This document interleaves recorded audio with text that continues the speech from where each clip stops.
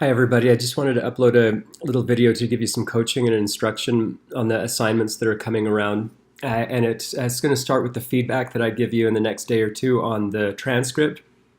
The key thing that you need to understand about the transcript is that between the transcript and the graphic organizer and the paper that are coming up, papers in Module 6, graphic organizers, the current module, Module 5, the transcript was the previous module, is that this needs to represent a comprehensive review of the course.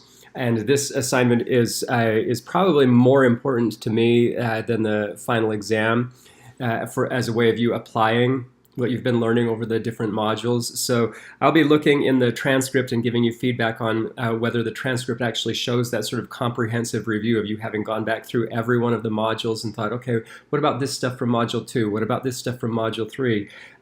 What about storytelling? What about story grammar? What about phonology? What about vocabulary? Whatever have been the topics in modules 1 through 5. You need to go back through and try to take whatever you know about those and apply them to the transcript. Your transcript may have negative examples of those things. Maybe some personal storytelling broke down, or maybe someone was trying to tell a story and it didn't work, or maybe intersubjectivity failed. Those are still examples of you applying things, and those are important ways to apply these concepts. For us as educators, we want to know when people are doing well, competently with language, and when language breaks down, and so on. So any ways that you might be able to apply them. So for example, if you wanted to go back in and apply some of the ideas from all of the material from phonology, one of the things that you might do is just look at how the language actually plays out with sounds. We know that children speak with different phonemes sometimes than adults do. Sometimes they're less precise. Sometimes they have cute mispronunciations that they've held on to across time. Sometimes when we're speaking less formally and more formally, we collapse things together and we use different phonemes than we would do if we were speaking every word exactly clearly. We don't always use our phonemes and our phonology exactly the way we think it might be used. So think about that. All across your transcript, did everybody say everything with perfect phonetics, or is there a little bit of collapsing, a little bit of putting things together? An example of that is that almost every time somebody says, I am going to in English, they elide all of those phonemes, and instead of saying, I am going to, they say, I'm gonna. And you might not even hear the G in there. Sometimes it's just I'm gonna. So go back through and look at your transcripts. Some of your transcripts, you have written it much more precisely than the people actually spoke it. So you might want to go back in and instead of correcting their speech, be a little bit more faithful in what they actually said in terms of their sounds and so on. So that's just an example. So you want to walk through each of the modules and the concepts that are there in the module and figure out how could I apply that to my transcript. And I'm not going to allow you to go forward to the paper until your transcript and your graphic organizer have this really clear overview of most of the things that you can apply from modules 1 through 5. And that's the key criterion. You'll see in the points for the transcript that there is an element where I'm asking you to do a comprehensive review of modules 1 through 5. If you lose points on that, I'm going to ask you to redo it to make sure that the assignment is complete, because your graphic organizer won't be complete, and then your paper won't be based on a complete analysis of the language. So I'll let you know within the next day or so whether or not you need to do any of those revisions. And I want you to think about that. The paper itself, so you've got these 3 steps. You've got the analysis of the video, the graphic organizer that does this big overview of the concepts that you think the video gives you. Then once those 2 assignments are clear, and you feel like you've gotten those where they need to be, I've given you the scores that you need on those. Then moving on to the paper, you want to take the graphic organizer, those concepts that are there, your memory of what happened in the transcript, and think about your career as a teacher. What are the things that you learned listening to someone's actual speech and taking all of that time to get into the fine-grained typing out of the transcript? You listened more closely to language than you've probably listened to language before.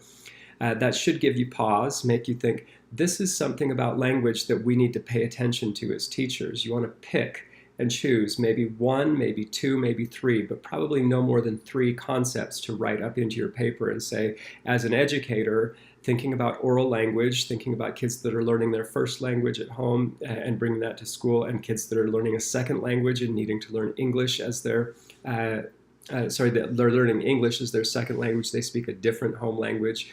All of these situations require us to think about how oral language is learned and go back through all of those concepts that are in your graphic organizer and have connections to your speech analysis of the video, and then pick those things to write your paper on. The guidelines for the paper are there more clearly in Module 6, so you'll see those there. But I want you to think about the paper as being, it's not about the video transcript, but you want during the paper to bring back little quotations and passages from your video transcript as examples of what you're thinking about as a teacher. So if you wanted to think about a concept like phonology again, or intersubjectivity, or speech maxims, or whichever one of the handouts that you might end up focusing on, story grammar, if you end up thinking some of those are things that you might want to focus on in your paper. As you write the paper, you want to put in as many examples as you can from any practice that you have. Many of you are getting this master's degree with your initial license, so you won't have a classroom to refer back to. So you'll want to use those quotations from your transcript as some of your evidence of how that element of language works. So if for example, you were thinking of story grammar, and while you were listening to your video, the friend or a colleague that you were working with just launched into this tiny little story, 2 or 3 sentences of one time this happened to me, and they just told a really quick little story. You could go in and look at the story grammar and say, this is the way stories actually play out sometimes in oral language, in speech, and talk about how it plays out with respect to the story grammar that is in the module. So I expect you to look at the feedback pretty clearly from the transcript and the graphic organizer, and make sure you make fixes to that before you move on to the paper. So it's the same thing at this stage. So in Module 5, make sure that you pay attention to the feedback that I give you on the transcript before you turn in a final draft of your graphic organizer. I've noticed that some of the graphic organizers are already posted. Most likely, those of you that have done graphic organizers, if it doesn't represent a full review of modules 1 through 5, you're going to need to go back and add a little bit more to it. So I'll let you know about that in the feedback. If you have any questions about this progression from the video analysis and transcript to the graphic organizer to the paper, let me know. It should be laid out pretty clearly in the modules and hopefully explained well in the modules, but I wanted to make sure you had some verbal face-to-face explanation of that as well, and definitely an opportunity to clarify. So if you need to send me messages or to get me by phone, you're always welcome to call me on the phone since we don't have face-to-face classes, or text me. My number is 970-581-5523. Always ready and willing to answer emails inside of Canvas as well. Talk to you soon.